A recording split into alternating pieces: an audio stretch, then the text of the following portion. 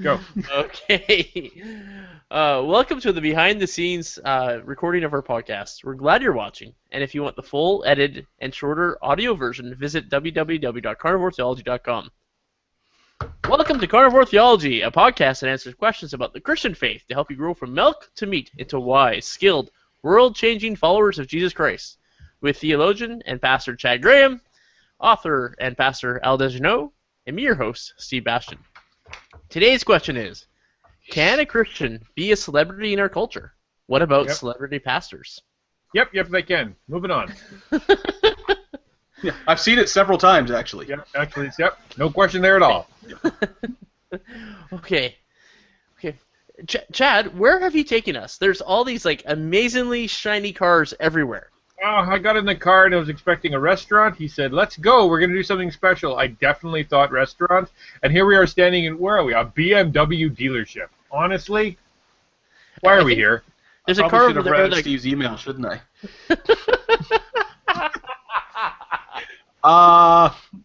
Let's see. Steve. Oh, Chad. I'll know in just a second. Hold on. One who is slack in his work is a brother to one who destroys. Proverbs 18:9. So does that make you a destroyer, Al? Ah, yes. Okay, I'm good. All right, reset. Where are we, guys? Well. Okay. Should we just start again? No! No, we've already started. Keep moving. Give me my line. Where's my lines? This is the ad-lib part. Oh, okay. Chad, there's a car over there more expensive than my house. So why did you bring us here? Well, Steve, my 15-year-old Toyota Echo is frankly getting a little long in the tooth. It's got some rust on the body. I went and looked into it. It's going to cost me a couple of $100 to repair that. I need new tires. One of my shocks are going. And, when you start to add it up, you just realize it's probably time to move on to something new. And I was watching on TV, and, one of the great preachers of our age, the very Reverend Creflo Dollar, was speaking, and he said that he was driving a BMW, and he understood that it was God's will for him. And he expressed it with such words that I couldn't help but be overwhelmed by it. He said, do you know why I know that God wants me to drive a BMW? Why is that, Pastor? So simple. Because I drive a BMW, he said. And having heard that, I realized, if I drive a BMW, then God will want me to have one too. Oh, without question. Yeah, I'm a little concerned about where the bankroll is going to come from, but... No, okay, hold on, listen here. I think I've worked this out. Now, I imagine the credit card and the loan will take care of itself, but only if you have enough faith, Chad.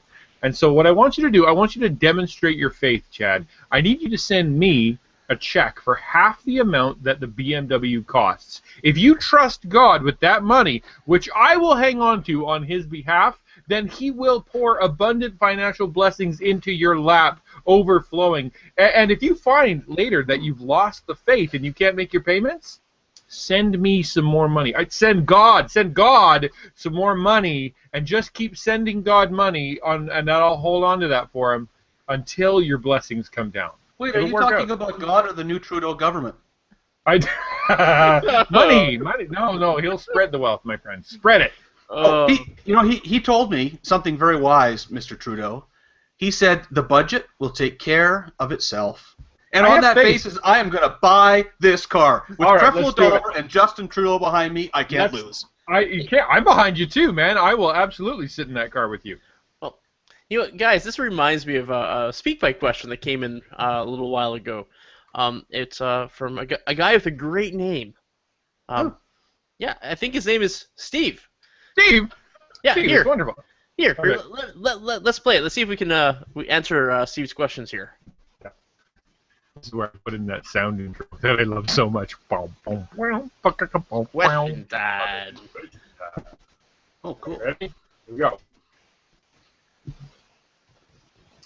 Hi, guys.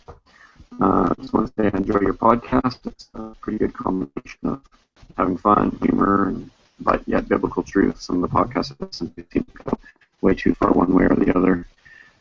A little bit too boring. Good on the biblical truth, but kind of boring. Or really funny and entertaining to listen to, but don't really seem to take the Bible seriously at all. So I appreciate that about you guys. Good balance.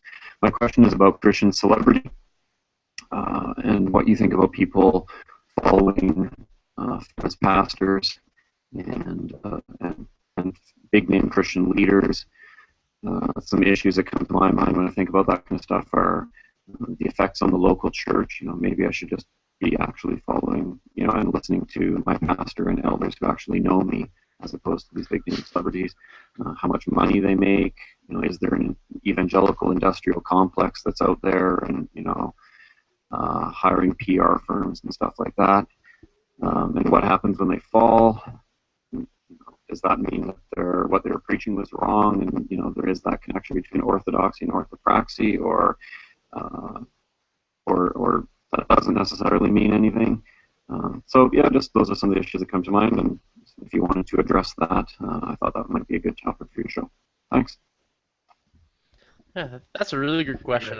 Well, Steve, I think I have some thoughts on that one. It's cool to get helicopter pilots in here being able to ask us questions. We'll figure. That's awesome. Well, I want to point this question to Al first. Mostly because Chad's too busy looking at the leather seats over there. Yeah, I mean, all he's doing is making the window go up and down. Oh man. Al, I know you once referred to Mark Driscoll as your patron saint, I believe, when we were talking. Can you tell me a little bit about, when you look at Mark Driscoll and what's happened there, has that damaged his church, his ministry, his flock? Well, okay. I think that connects to this question quite well. I think so. Yeah, I wanted to start with just sort of a regarding Christian celebrity overview, but if you want to jump right into my failure, that's totally, absolutely fine too. I like jumping straight to Al's failures. That's one of my favorite things. I know. Let's sir. Okay, fine. Okay, so full disclosure. Okay, I know all about this. Rolling up the sleeves. For most of the years of my ministry, my patron saint really was Saint Mark of Seattle. I was a full-blooded Driscollite. In my younger days, I was absolutely one of what they call the young, restless, and reformed, and I ate up everything that Driscoll was doing. He put on his crazy T-shirts. I was like, I gotta get me some shirts, and then he cursed and screamed at the congregation, and I was like, man, I wish I could curse and scream at my congregation. So I'd watch his sermons and read his books and follow him online, full-on Driscollite. He could do no wrong. When the wheels started to come off a couple years ago, I defended him because there's no way I thought a guy with that much biblical knowledge and love for Jesus could mess up as bad as he did. And then the fertilizer really hit the ventilator, and I was crushed. Plagiarism, mishandling funds, abusing and bullying people, causing a public disturbance at a John MacArthur conference, and embracing heretical teachers. Like, if you go back and you read my sermons over the last little while during that time, you'll see a man who's depressed because he feels like he just lost his best friend. So was this guy an idol in my life? Yeah. I looked up to him. In my pride, I wanted to be like him. I compared my ministry to his, my preaching to his, my platform to his, my personality to his, my musicians to his, my financial situation to his. He was my template, my goal, my end, my idol, instead of Jesus being my template, my goal, and my end. And instead of me being thankful for who God created me to be, I tried to pattern my life and my ministry after another broken, sinful man. And I've since had to repent. I've had to learn a lot about the importance of keeping Jesus as my goal and no one else. I still follow some people online, and I'm much more cautious now about making sure they are resources and not models, because I want Jesus as my model. So yeah, that was a big learning curve for me. Yeah, that's it is an interesting thing about Al, and I know that you and I have had a few conversations about Al Driscoll over the years, and I remember we hadn't been in touch in a while, and I posted a picture on Facebook, and I think I was wearing a leather jacket. And I got a text message from Al, or a Facebook message from Al, saying, "Are you of Driscoll too?" And I thought, I put back, what? And he said something back about the leather jacket. And I mean, I had a good laugh about it. And you know, Driscoll did do a lot of good things and seemed to hold up to a lot of good things. But yeah, there was always some fundamental problems in his ministry that had bothered me. But one of the things I think that's a really good follow-up for this, and Al, just your feedback on the thought on this one. I think it's really good to follow successful Christian leaders, and that helps us to grow, to see a pattern of faithfulness. But my basic advice is make sure they're already dead. Like a good artist, they're only appreciated when they're dead. Yeah, like heroes that I truly seek to emulate in many ways. Guys like Martin Lloyd-Jones, or guys like Charles Spurgeon, or I'll even reach further back to the more obscure guys that people listening won't know, so I won't bother mentioning them. But I try to, you know, some of the holistic things that some of the Puritan writers did are so amazing, and you know, I think of Richard Ames and Richard Sibbs and John Owen. Anyway, I read these guys, but one of them I've been reading a ton of is Jonathan Edwards, and I think because we've heard from Piper so much about the impact that he had on Piper, a lot of us already probably have a pretty good impression of him. But man, if you go back and actually read Edwards, what richness for the ministry, what strength for the soul. And of course he's dead, he can't really screw up anymore and disappoint us all. Well, and that's, I think, what you're saying. When it's kind of funny to talk about, you know, just the old dead guys, but at the same time, what that means is that he's been through and tested. His reputation has all come out. We know, as much as there is to know about this guy, we've seen the ripple effects for decades, for a long time, of what his ministry was like. We're able to read his story in his biographies and in his children, in his spiritual children, so that we can see who this guy was. We can't do that as effectively when it comes to the people who are celebrities now. Mm-hmm. Can I bounce that back to Steve's question about should we follow current celebrity pastors or leaders, or should we submit ourselves to, or he doesn't use the word submit, but should he listen to his pastor and elders of his church to know him? Where does that balance come from? Well, can I say this? That's a good question. As an intro, I want to say that the Christian church is, and Chad kind of alluded to this, but it has always been a local entity. The apostles went from town to town spreading the gospel, planting local churches, and then appointing godly elders to care for those local churches. The best expression of a church is the local context. But those local churches always had a connection to the larger global church. When the local churches had a problem with, say, the Judaizers, the Christians that said they had to follow the law of Moses and whatnot, they didn't battle it out locally. They sent it up to Jerusalem Council. Paul, even though he was a church planter, he was also an apostle. Basically, he was the lead pastor of all these churches. He was their connection to the global church, and he often even referenced other churches around them in the individual letters to the congregation. So it's kind of both. We are a local body of believers that have everything we need in order to worship God locally and be discipled locally, but we have to remember we're part of the global community. Now, I say that with this. The apostles weren't celebrity Christians. They didn't sell books and DVD packs and have a blog, but they were famous, and God uses fame. By definition, a celebrity is someone who's famous. So stay with me here for a second. Christian celebrities have been around for a very long time.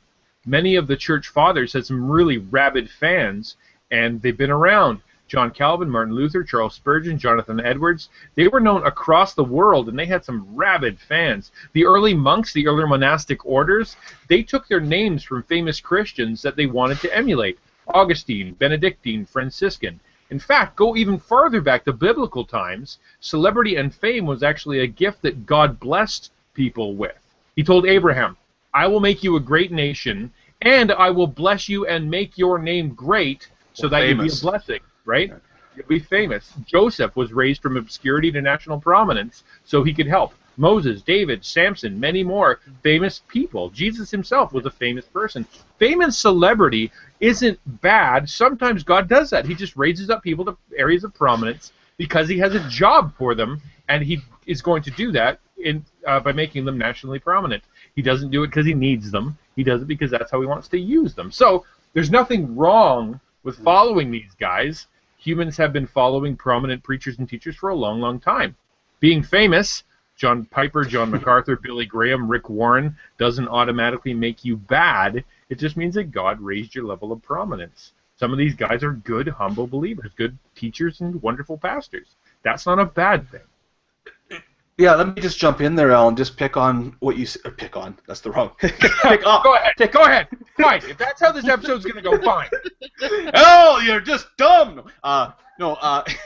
Picking up on the wisdom of what you just said, and as I was thinking it through, even some of the words you used helped me. But one of the things is there is a fundamental difference between celebrity and prominence.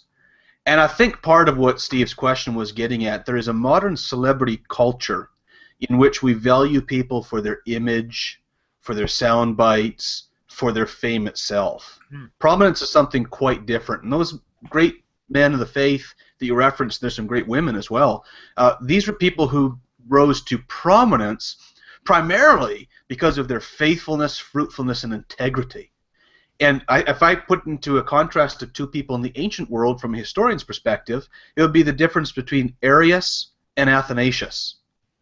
Arius was a monk who basically used rude ballads, okay, in order to get his point across. He would use crude terms, mocking terms, and put it into poetry and pub-type songs, and he would have people sing and chant them and mock his opponents and raise up his views. Now, eventually, Arianism would be condemned as a heresy, so you had orthodoxy and orthopraxy mixed there with a non-orthodox person, wrong theology, and non-orthopraxis person with bad action as well, and I think there's something to that. Athanasius, on the other hand, he actually did everything against celebrity culture. The emperor had come up with a new way he wanted to do things. The leading bishops had come to a way they wanted to do things. Pressure was put on to conform and be part of the movement, and inducements were given for those who were willing to do so. Instead, he fled in the night and spent the next several years in the desert, fleeing for his life literally from bands of soldiers chasing him, hiding out with various monks and in caves. And as he did so, he wrote and he wrote and he wrote in defense of the scriptures, in defense of the Trinity and of the gospel. And his movement became known as Athanasius Contra Mundi, Athanasius against the world. And it's a heroic struggle in which, in the end, he was vindicated. Through his writings, he convinced the common people in the church and the leaders of the local churches to rise up and to push back against this bad theology. And so Athanasius' name is known and ought to be known through all the annals of church history. But it's quite different from celebrity culture. He didn't seek the limelight. He sought faithfulness, which brought him to prominence. I think that probably, to me, really gets at the difference. And we can't always tell the difference in an individual's heart, but I think you can see, are they pandering for fame, or are they someone who has simply risen up through faithfulness? Well, here's the thing. Actually, you kind of remind me of what's going on in culture right now, because we have this, the bad side of fame, which is this Christian industrial complex, where they're driving all of this, the money is just driving it like crazy. And certainly there are people who become famous all throughout Christian history, and they become famous specifically because they want the money. And then there have been people who God has risen to prominence to fight these guys on the national level. And we're still getting this. Like, someone will release a book, and then someone else will release a counterpoint book, and then someone releases a book, and someone releases a counterpoint, and then it's like they argue on the Christian bookshelves. If you walk into a Christian bookstore, and you're going to see a good stuff, and you'll see a great big pile of garbage. And the garbage is usually the stuff that's selling best. Great example, all of those I've Gone to Heaven, I've Gone to Hell, and I Want to Tell You All About It books, or the prominent Rise of Prosperity gospel preachers and all their books and movies and whatnot. They're garbage and they're harmful to believers, but because they're saying things people want to hear in a winsome way, they're flying off the shelves. You know, I had a great idea about that, Al. I was thinking maybe you could work on this with me. The Prayer of Jabez movement has kind of fallen off, right? But we know what kind of industrial complex that built. Yep, well, I was reading in 1 Kings about the story when Elijah goes and stays at the widow's house, and she gives him that room upstairs, and when he's gone, her son dies, and she asks him to come back and help, and he raises her son from the dead, and all that goes on. So what I'm thinking is coming up with a book, Praying to the Man Upstairs, and it'll be part of the way that we, find a Christian celebrity whom we reach out to and hook into, and through that celebrity, we get miraculous aids from God. And I mean, it'll be total bunk, but I think we can sell it and make a lot of money with spin-offs. Oh man, I've been told by people in my around. They've said the words to me. If you could compromise just a little bit on your beliefs, you could really make it. And I thought, yeah, you're right, I can. Although I see a little bit of a hole in your plan there. How do you get the celebrity to lie on top of the dead body? And breathe on it? I do see the problem there. Because a lot of them aren't very comfortable with the ministry and interpersonal activity. Yeah. They kind of stay off of that part. Well, I think we just make Steve our celebrity. I mean, he's body slammed me in dorms before, and I think that pretty much is the same thing. Well, and that's it, right? For every John MacArthur, there's a T.D. Jakes. For every Rick Warren, there's a Rob Bell. And most believers don't read their Bible enough to know the difference, so they get led into error. That actually brings up a whole other thing I wanted to talk about, because it kind of reminds me of this other side of this Christian culture, this celebrity thing, is that some Christians start listening to these slick, polished, professional presentations from the good guys and the bad guys, and then their local pastor doesn't measure up at all. I mean, these guys have million-dollar budgets, a media crew, and the singular job of being a good communicator. That's all they do all day long. Very similar to Carnivore Theology. That's right. Meanwhile, their local pastor just wishes he had more time to study, has a pitiful sound system, and can't figure out how to use PowerPoint. And it makes it really hard for the average pastor because of who he's competing with. Al, I was going to say, Al, that's not nice to pick on Chad. I apologize there. Nope, Al won't apologize. Sorry, Chad. No, you know what? That probably is. I think if we talk about the quote-unquote celebrity Christian culture today, for the average Christian, that's probably the biggest thing. Because Al, I loved what you said at the beginning about our local and global church connection. That's where these faithful men risen up are so helpful to us. But we're not put into a position of spiritual relationship with them directly. We're put into a position of spiritual relationship directly in our church. It's interesting, in Paul's letters, he asked the local church to keep people accountable. He asked the local church to keep their leaders accountable, and he asked local leaders like Timothy and Titus to keep people in their churches accountable. Yep. And this is where we are to really get our solid spiritual food, to share our love and respect, while we still benefit from Paul. It's not an either-or category, but I think I've seen it way too many times where people hook on to a parachurch ministry. That's one of these ministries that go alongside the local church. Maybe it can be good or bad. Really good. And these ministries will often become more valuable to the person, so that I've seen people devote their time, talents, and treasure to the parachurch ministry and ignore the local church. Yep. And of course, the parachurch would say, we exist to serve the local church, not pull things out of the local church. At least the good ones will say that. You're absolutely right. That's really good. I want to ask a real life question, or a scenario kind of question here. So, when someone falls, like we talked about Mark Driscoll a little bit there, use an example. What if Franklin? Let's not use any names here. Let's just say a unnamed Seattle megachurch pastor ran into some trouble. Yeah. Okay. Well, I'm just saying, what if a large, famous ran into some trouble because he grabbed a bat and he bashed his head over it? Yeah. A famous evangelistic association leader who also did an international charity for disaster relief. A relatively famous father who was prominent in the 80s and 90s for evangelistic outreaches globally. Yeah, probably from the 40s to the 90s. I know. Don't use names though, Jeff. Right. Okay. Yeah. So someone like that. Someone that meets all those descriptions you just gave.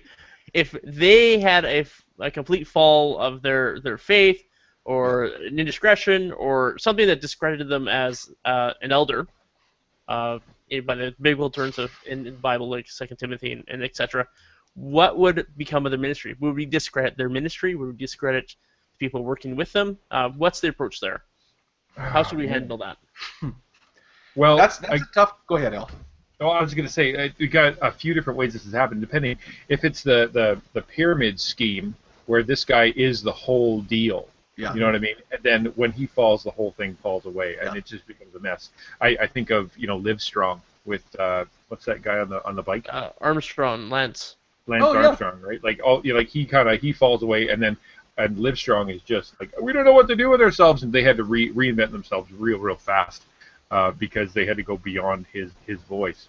So I don't know. To me, it all depends on how they're built. If it's built properly, as in it has a multiple foundation built upon the foundation of the Bible, the foundation of what the apostles have said, and the foundation of multiple elders being able to hold accountability, and then one of them goes, "Took," we're okay, But if it's built like a pyramid or an upside-down pyramid, where you have one guy holding the whole thing on his shoulders, and it's all based on his celebrity, his fame, and his prominence, then yeah, the whole thing's going to crack.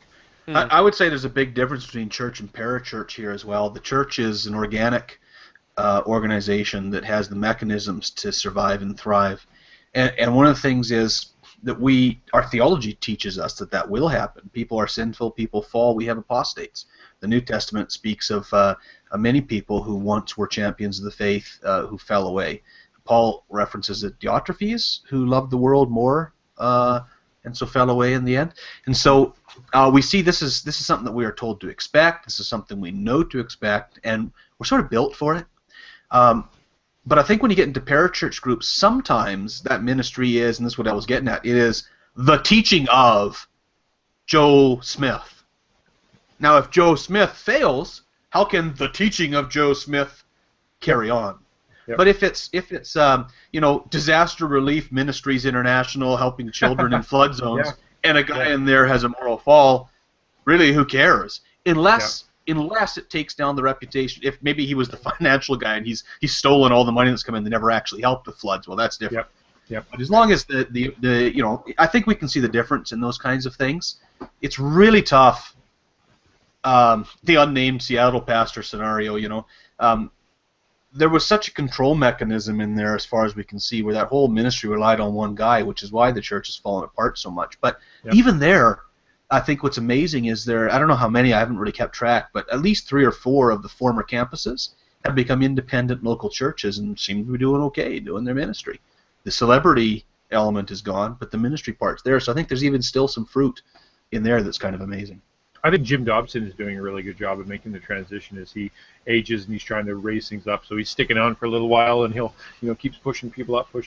He's not trying to be the guy, and he never wanted to be the whole guy, even though he was important. He wasn't the whole meal deal. Dr. Dobson? Yeah. Oh, he got fired a few years ago. What? He started a new ministry. Folks on the Family dismissed him. And now he has Family Talk, a new radio program. I wasn't in on the debates. I honestly couldn't tell you. He was just literally fired. Fine, I'll just cut that whole part out because I don't know what I'm talking about. Forget it. Fine. Okay. Well, how about I do the wrap up here? Okay. Wait, what about Al's new raise? I heard that Al was getting a $675,000 raise this year, and you wanted me to speak to whether I supported that for Al, and my answer is, no, Al's not worth that. Don't give him that kind of raise. I believe Chad. Maybe a couple of $1,000s. So if you're from Al's church, you're listening to this, it'd be all right to give him a little raise, something just to show honor and appreciation, but not 675,000 people. And I have to cut that whole part out too. Darn it. Hey, I do though. I really appreciate you guys' answers. I always want to get that in there. I appreciate the answers, guys. It really, I hopefully Steve, who called in, left the SpeakPipe question. I hope that helps you a little bit, gives you some direction to answer questions. Thank you guys for talking about that. But before we wrap up, we have to ask Al. Can I do can we do the application? Can you say, but do you guys have any parting words with the application? Oh, you got something good? I do. I already gave my application. Give Al a small raise. So you're ready to edit all this around then? Uh-huh. So, guys, do you have any last things you want to say around celebrity and Christians in the church? Well, okay, let me say this. My advice is to find a good local church, which we say at the end of every single episode. Stay local. Really dig into what your local preacher is saying and doing. Study with him. Make notes. Read the books he recommends. Take it home and listen to it again. Be like the Bereans and read the Bible during the week, and then ask questions about the parts you don't understand. Thank him for putting in the time. Pray for him that he gets more time to prepare the sermon, because that's his main job. He is God's gift to you. Remember this.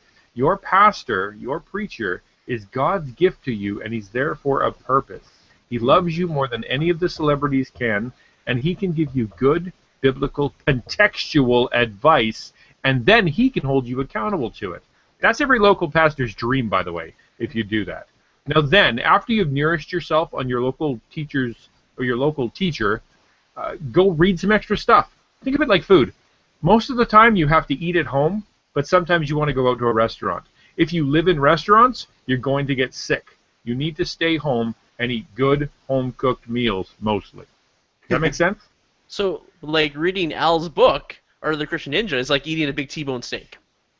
Yeah, well, yes. Okay, let's go with that. I was going to go with Big Mac, but all right. Big Mac? Okay. Chad, do you have any last words you want to say? Actually, Chinese food. I'm going to go with Chinese food because two reasons. Sushi. One, it's based on Asian culture and the ninja, but at the same time, after you've eaten it, hopefully you'll be even hungrier when you're done.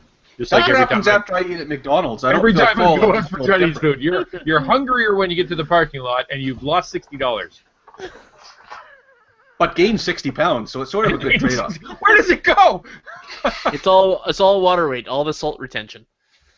If I added anything to what Elle already said, because I would just basically affirm that, it would simply be if what you're saying, and I've heard this before, I can't do that with my local pastor.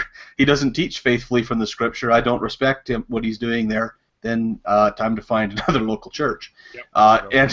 And if you're comparing your pastor to your favorite celebrity teacher, stop. What you learn and compare him to is the text of Scripture. And if the guy is showing you truths from Scripture and helping you to live a godly life, then that's your guy. It doesn't matter how slick he is. Yeah, don't compare, man. Your guy cannot be Rick Warren. He can't be John MacArthur. I mean, listen, is he preaching the Scriptures or not? And then leave it at that. Honestly. Now, if you're a member of Elle's church and you're listening to this, please compare him to the most prominent, successful, and slick-speaking celebrity you can think of, and then after his sermon on Sunday, come up to him and say, that was good, but it wasn't quite as good as Tim Keller's take on that. Yeah. This is why we take the offering before the sermon. I was speaking somewhere, not at my local church, and I actually had that happen to me. I preached on a text that somebody had apparently heard from one of these other pastors, and they said, that was really helpful. Earlier this week, I listened to the same passage taught by a celebrity person, and yours was almost as good. Then, Chad, that should be a compliment. I know it might be it might be a backhanded compliment, but it's a compliment. So It probably was, but As long as it wasn't Creflo or, Yeah. you were almost as good as T.D. Jakes. Yeah, almost Nice. as good. That's right. Nice. Okay, Al. Tell us, what about your book, Art of the Christian Ninja, the Big Mac of devotionals? When's the Big Mac coming out? It's so close. As of the time of this release, it'll already be out. It's reached its goal and passed its goal. There's a lot of people that are trying to pick up the PDF at the last second, and they are actually going to. I don't know. It's good. I don't know. It's just really, really, really positive. I've had great experience on Kickstarter. We had a bit of a hiccup there a little while ago because we hit the goal and we stayed at the goal, and then like with 72 hours left, it went under the goal, and I'm like, ah! I know I panicked when I saw I was actually going to have to pay out, and so I just sort of withdrew quickly. Well, there it was you. I know it was you. You're $666. That's exactly it. I thought to myself, what number would I give to Al? That's that $666 that he's using as a down payment for the BMW. Yeah, that you took it out. So I thought it was $6.66. When I saw what it really was, I panicked. Well, thanks, Al. I mean, it's a really answer to prayer that the book is going through, because I know how much time you put into it and passion and love, and the people's supporting you with it has been great. Thank you for any of our listeners that thank you so much. Have come in and supported Al as well with his the project there. Yeah, if you're on YouTube and watching this like as it's coming out, then go nuts. It'll be on there for like 48 more hours, but otherwise it's going to be gone. And hopefully I hope to get it on Amazon or something, some other way to sell it. Hopefully a publisher will pick it up or something in the future. But right now the only way to do it is Kickstarter. I'm really looking forward to getting my copy. I need something else to put in my lavatory. For reading. I had it designed so it would fit under the bathroom door so that you could just slide it underneath there. Hey, dear, bring me my reading book. Bring me my reading book. Slide it under the door. Right. I hope you edit that part out. All right. This has been Carnivore Theology with Chad, Al, and Steve. Thank you for listening today, and we discuss Christian celebrity. To find out more about Carnivore Theology, if you have any topics or questions you want us to cover in upcoming episodes, visit us on our website, www.carnivoretheology.com, or leave a message on our SpeakPipe page, speakpipe.com/carnivoretheology. Thanks, Steve, for calling in today for that to leave us a question for our show today. Yeah. If you like what we're doing, please share with your friends in church. If you like us on Facebook, rate and subscribe to us on iTunes. Subscribe to our YouTube channel, and we encourage you, as always, to connect with your local biblical church and keep your eyes on the cross. You hear that word? Biblical church. The one that preaches Biblical. the Bible. The one that has a Bible that they read We from need to do it. an episode on that soon. Not your local celebrity church, not your local good church with a good band church, not your local biggest church in town church, not your local, the one that's next to my house church. Go find the church that preaches the Bible. I like the 'Cause ones they that need your support. My favorite church is the ones that stream, so I don't have to get off the couch and out of my underwear. I occasionally have a stream when I preach, but I got a bag for that now. All right, folks, and don't forget you can donate to Carnivore Theology to keep this little show running. I should have stopped the broadcast. I didn't stop the broadcast. No, this is on YouTube now. No!